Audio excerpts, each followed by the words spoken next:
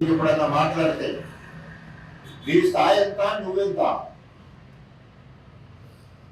After all కొట్టుకొని ఒక్కసారి MLA అయినావు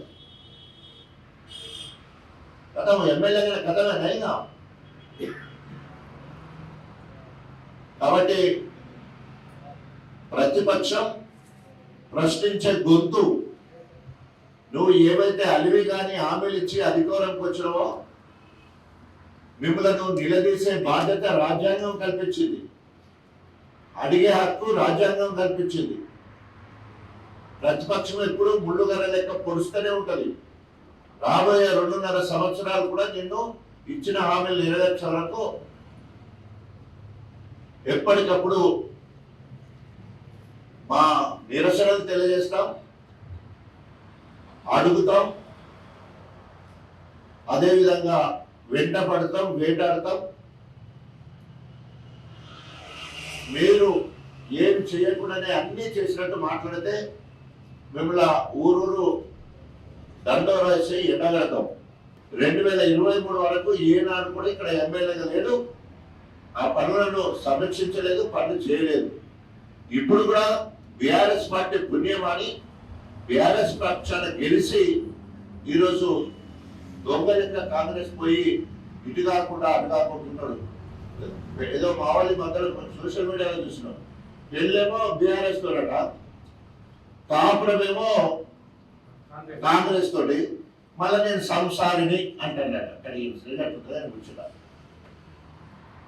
కాబట్టి కడియం శ్రీ గారు ఇప్పటికైనా సచ్చిన పేరు లేక కుక్కిన పేరు లేక పడుడు గణపురంలో నేను చెప్తున్నా, నీ రాజకీయ భవిష్యత్తు సుడిగుడ్డంలో నావలాగా కొట్టుకుంటా ఉన్నది. నువ్వు అనుకుంటున్నావు స్పీకర్ దగ్గర నుంచి తప్పించుకుంటా అనుకుంటున్నావు. ఎట్లాగే నేను స్పీకర్ సస్పెండ్ చేయడు, ఎందుకంటే వాళ్ళని నమ్మి వాళ్ళ దగ్గర పోతే వాళ్ళు ఎందుకు సస్పెండ్ చేస్తారు? నువ్వు అందుకనే 5 కారణాలు ముందు దారి చూపించిండు, అందుకనే నిన్ను కూడా అక్కడ ఏమి చేయరు. కానీ హైకోర్టు ఉన్నది, రాజ్యాంగాన్ని పరిరక్షించే సుప్రీంకోర్టు ఉన్నది. ఇప్పటికే కలకత్తా కోర్టు తీర్పు ఇవ్వడం జరిగింది. సో తప్పకుండా నీకు సుప్రీంకోర్టు రాజ్యాంగం తప్పకుండా నీకు శిక్ష విధిస్తుంది. తప్పకుండా గణపురం నియోజకవర్గంలో కాస్త ఆలస్యమైనప్పటికీ భయ ఎన్నికలు తప్పవని హెచ్చరిస్తూ చూసుకుందాం. నువ్వో నేను తెలంగాణ మొత్తం మన ఇద్దరి కోసం ఎదురు చూస్తూ ఉన్నది. రాజేనా కడియం గారే ఎదురు చూస్తూ ఉన్నది. ఇక్కడ నీ బలగం ఏందో, నా బలగం ఏందో, నీ బలం ఏందో, నా బలం ఏందో చూసుకుందామని హెచ్చరిస్తూ ఇప్పటికైనా ఒళ్ళు దగ్గర పెట్టుకొని మాట్లాడాలని చెప్పేసి మరి డిమాండ్ చేస్తూ చివరిగా రాబోయే గన్పూర్ ఏ పనులు చేయకుండానే ఈరోజు గోబెల్స్ ప్రచారం చేస్తా ఉన్నాడు. గణపురం నియోజకవర్గంలో ప్రత్యేకంగా గన్పూర్ స్టేషన్లో నీ మార్కెట్ని ఒక్కసారి నీకు గణపురము మున్సిపాలిటీలో ఓట్లు అడిగే హక్కు లేదు. గన్పూర్ రైల్వే ఫ్లైఓవర్ బ్రిడ్జ్ చూసినావా? నీకు ఎక్కేనా? ఎట్లొచ్చిందో? కస్తూర్బా పాఠశాల, మోడల్ స్కూల్, మైనార్టీ పాఠశాల, ఐటీడీఏ పాఠశాల, మహిళలకు డిగ్రీ కళాశాల, పట్టణ వాతావరణం ఏర్పడడానికి మనకు ఫ్లైఓవర్ బ్రిడ్జ్తో పాటు అండర్ పాస్, ఐనవోలు వరకు డబుల్ రోడ్డు, ఇటు జఫర్గఢ్ వర్ధనపేట వరకు 6 lanes, ఆలకుర్తికి 4 lanes, మార్కెట్ను ఆధునీకరించి 5,000 మెట్రిక్ టన్నుల గూడెం ఏర్పాటు చేయడం, గణపూర్ పట్టణ వాతావరణం రావడం కోసము డివైడరు, అదేవిధంగా లైట్స్, ఇట్లా అనేక పనులు ఈరోజు గణపురం కేంద్రంలో మరి మేము చేస్తే నీకు కనబడతలేవా? ఎట్లా అబద్ధ ప్రచారం ఎన్ని రోజులు చేస్తాం? అసలు మీరు వాగ్దానాలు చేసి కాంగ్రెస్ అధికారంలోకి వచ్చింది ఏంటి?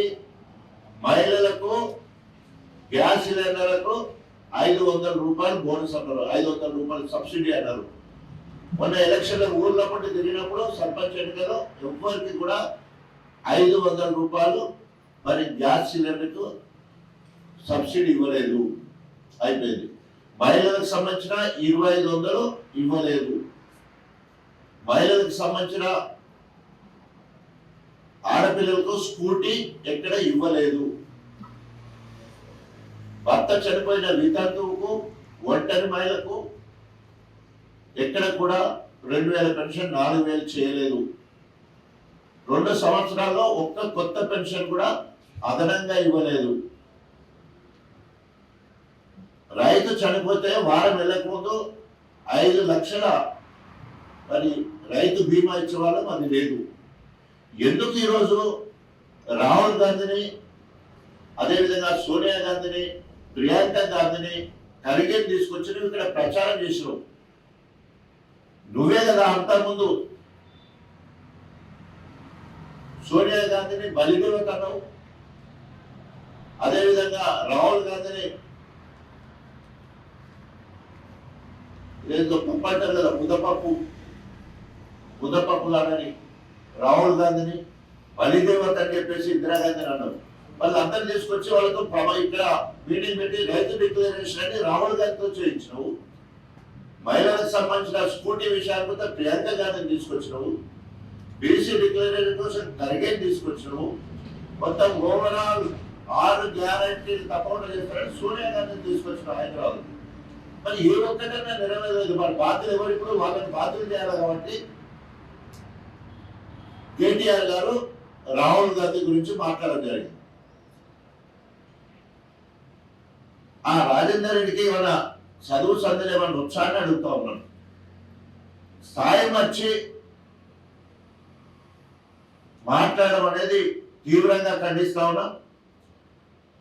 మీకు ఏమైనా చిత్తశుద్ధి ఉంటే మీ రేవంత్ రెడ్డి మీద పోరాటం చేయండి.